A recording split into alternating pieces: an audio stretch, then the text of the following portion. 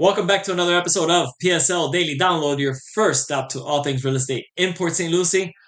Today is April 25th, 2024. Happy Thursday.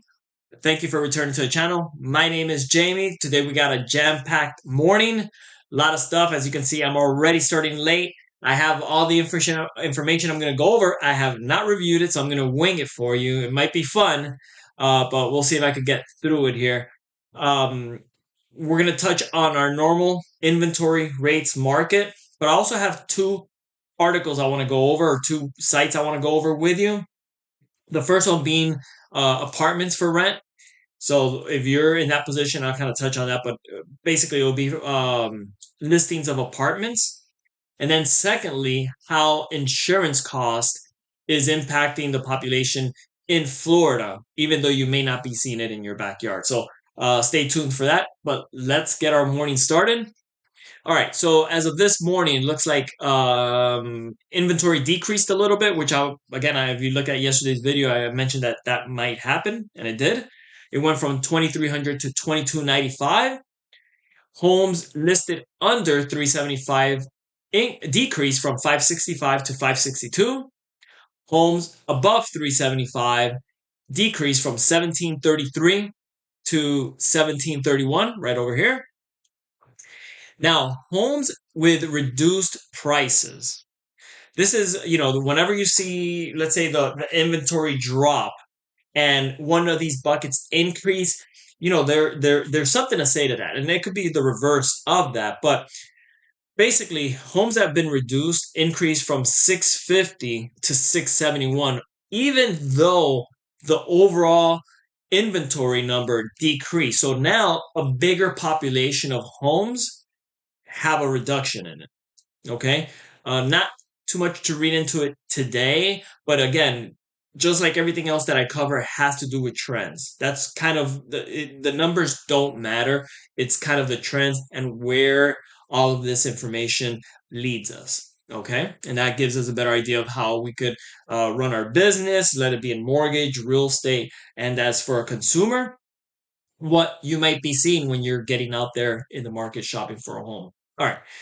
And then lastly, the last bucket over here is the number of homes listed for rent that also increased from 385 to 389. And again, the number of listings decreased, yet the percentage of those listings actually now increased in two buckets: listings with a reduced price and listings that were put for rent. All right. Okay, so let's go to Mortgage News Daily's website with their daily rate survey. This is as of rates ending the previous business day, so yesterday afternoon's closing rates. Okay, not today's. So 30-year fixed rate was at 7.39. It increased 0.01% through yesterday. The FHA 30-year FHA was at 6.87, also an increase of 0.01%. As of this morning, what I'm seeing is not too much changes in rates.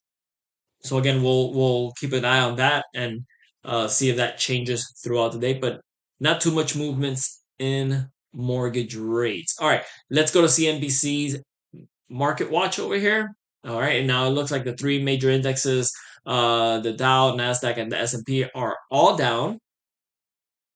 The U.S. 10-year Treasury yield, which again mortgages track, is at 4.706.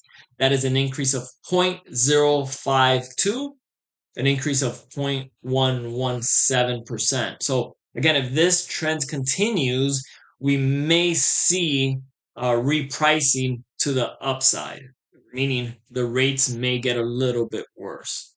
All right.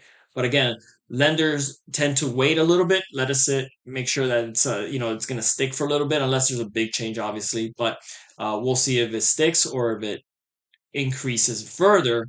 We may see a repricing to the upside. All right. So getting to our articles now. Why am I talking about apartments? Right? it doesn't make sense, right? I don't have nothing to do with apartments. I'm in mortgages. I don't finance those. Most people that watch the channel are either realtors, which again don't deal with apartments, right? Or they're buyers and sellers, which again don't deal with apartments. I get it, but here's how why it plays out. First of all, CPE, CPI, and the Fed, all of these, the reports, the Fed, they track apartments. Not only apartments, they track rental leases. The majority of that comes from this. So, if there's a big change to the upside or downside on prices on rentals, it's going to impact the CPI report, which I believe it's one of the bigger components in that CPI report. So, why is that important to someone that is in this industry? First of all, if you're a mortgage broker, right, we come across a lot of people that may not qualify or are just looking for, and unfortunately, I've heard this more than I've really wanted to, where people are in a position where maybe they can't purchase, or maybe they're not ready to purchase, or maybe they don't want to purchase, but they need some guidance. They need help to find a place where they could live, let it be for themselves or the family, or maybe someone that's staying with them, whatever the case is. I did come across this. And again, I try to be a resource no matter if I'm making a dollar off of this or not. It does not matter to me. But I found value in this, so I wanted to share it. So if you go to Google, and again, you could use probably any search engine, but on Google, I searched apartment list Port St. Lucie report. Okay, not knowing what I was going to actually find, I came across this website, and it's a St. Lucie County website. Okay, which I was surprised. So I'm like, cool. Let me click on that. What does that mean? St. Lucie County Apartments. This is a pretty cool website. So what it is, and let me see if I can make it more. I don't know if I can make it to fit here better, but all right. So I think that's enough. It doesn't go all the way. You don't see. Actually, you do see all of it. Okay. So what these are apartment for rent. That's not, these are not like condos that are for rent. These are not homes that individuals are putting out to rent. These are apartment complexes. And I honestly, I did not know this existed.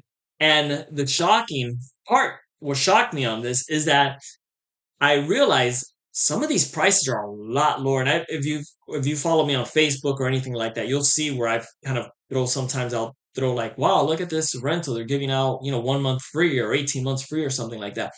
I came across this and I was shocked on how low some of these prices are. Now, let me be clear. Some of these have income requirements.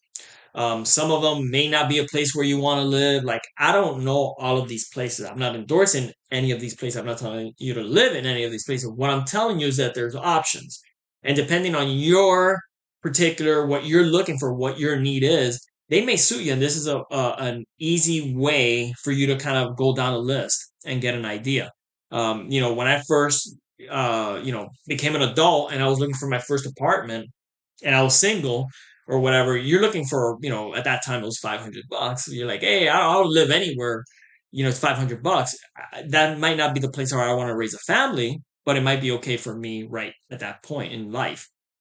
And again, maybe you have to look for something bigger, more bedrooms, things like that for your family. So anyway, um, pretty cool because it has, first of all, it has the name of the developments right over here, as you can see, the address, the phone number, nice and easy. It does have it broken down by studio, 1 bedroom, two, three, and 4 bedrooms plus. So obviously, there's not a lot of options on this, and I can't get it to share this last page. But anyway, I'm gonna see if I could zoom this in just a little bit. And again, I apologize. I know, like I mentioned, I did not see this before. Yeah, it's not gonna work. All right. So anyway, you gotta trust me. So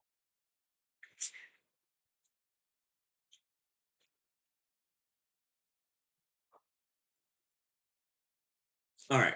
So let's go to this 4 bedrooms or 3 bedrooms is more common. You could see where some of these, check this out. 3 bedrooms, $1,089.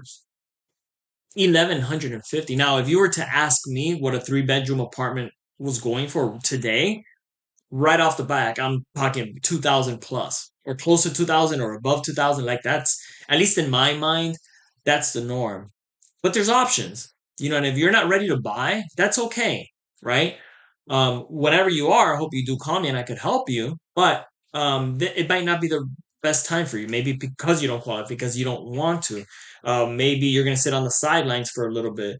Maybe you're new from out of from another state. You're in Port St. Lucie. You don't know what area to purchase, or maybe you're still looking to buy a home and you need to rent in the meantime. Here's a lot of options. Look at this: 1150, 1207.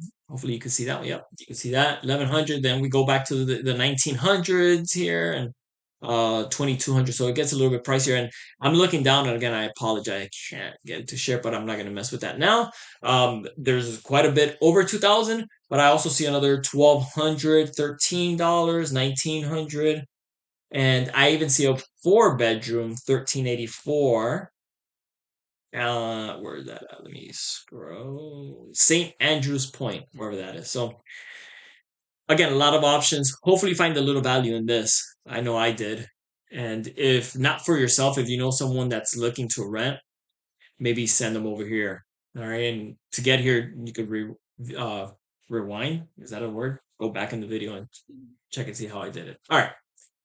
So the article I wanted to go over is from Newsweek that was posted yesterday at 4:37 a.m. before any of us were awake.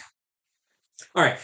So this talks about the Florida insurance, and it says crisis because it is. Right now everything's going up. I think inflation is a crisis. Honestly, I see it too much in my personal life and in my client's life. But this goes into the Florida insurance crisis that's going on right now, and basically the overall cost and how that's impacting the population. And for the last 3 years, all we hear is more people are coming to Florida, more people are coming to Florida, and it might still be the case. I don't know the numbers behind it, but I think that is still true.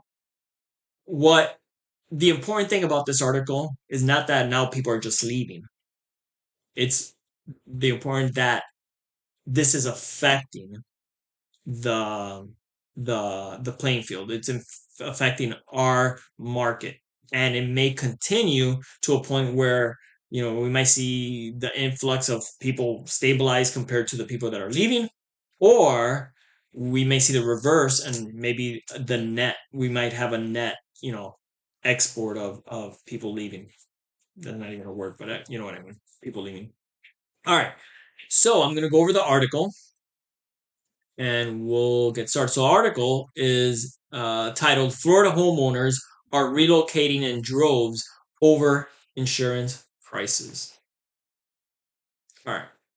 The news, the yep. All right, there we go. All right, the rocketing cost of home insurance in Florida is causing some residents to sell their properties and relocate, according to a survey by real estate brokerage Redfin and data available on Zillow. Some 11.9% of homeowners in the Sunshine State, who told Redfin that they plan to move in the next year, said that they were doing so because of climbing insurance costs, roughly twice the number of U.S. homeowners who, on the national level, are planning the same, 6.2%. The survey was commissioned by Redfin and conducted by Qualtrics in February 2024 among 2,995 U.S. homeowners and renters. And I'll just say, I don't think this is an exclusive problem because of insurance, or it's exclusively because of insurance. I think the overall cost in Florida, when you factor in insurance, flood insurance, taxes, a lot of these properties doubled in price over the last few years. You're going to pay more taxes on that over higher priced home. So, all right, the Sunshine State has also got the highest number of motivated sellers in the country on real estate marketplace Zillow, according to data on the platform that Newsweek has previously reported on. Motivated sellers are those open to accept lower offers on their properties compared to the listed price to sell quickly. As of April 24th, there were a total of 218,050 properties listed for sale on Zillow in Florida. 5,790 of these were listed by motivated sellers. And they actually, this is not the first time I've actually heard that. That motivated seller is they're coming off the MLS, and you know how the MLS will transfer that information to realtor.com and Zillow and Redfin and all these other platforms. So, and by far, again, I can't reference where I got that information because I can't remember where it was, but it's not the first time I've seen it. And Florida is by far the highest in ratio of the number of motivated sellers compared to the rest of the country. That includes big states like Texas and California and New York and all that. So I'm going to jump down over here. All right. Private insurers have been trying to cut their losses in the state by reducing coverage or refusing to renew policies. Since 2017, 11 companies that offered homeowners insurance in Florida liquidated, 5 of which did so in 2022. Other insurers are canceling policies or choosing not to renew them, leaving Florida homeowners with fewer options and higher premiums. Personally, I feel lucky I have not been dropped by my insurance agent because I hear this all the time. But I am going to be paying $800 more than I did last year, unfortunately. And I don't know why I feel lucky it was only 800, but again, I hear horror stories of how from one year to the next, and people are either getting dropped, they're having to go to Citizens, and let me not get into the numbers there, but it's expensive. Again, I don't think it's an insurance issue. I think it's a overall cost issue. Insurance, taxes, gas, groceries, you add all that up, our incomes are not increasing in as a whole in comparison, keeping track with the rate of increases on our expenses. All right. So the reason I wanted to share this article, it's not doom and gloom, but again, we're very easy to hear to say, hey, Florida's hot, people are coming, but the cost at some point will, you know, change that if it continues. Anyways, I hope you found some value in this article and in the apartments list. If you did, please click that like and that subscribe button. I'm trying to grow the channel, so hopefully you can help me do that. Other than that, if you have any questions, you can put them on the comments. You can feel free to reach out to me. If you have any scenarios, if you're looking for financing, I'll be more than happy to assist you with that as well. All right. Other than that, I hope you have an amazing rest of your Thursday, and I'll see you tomorrow.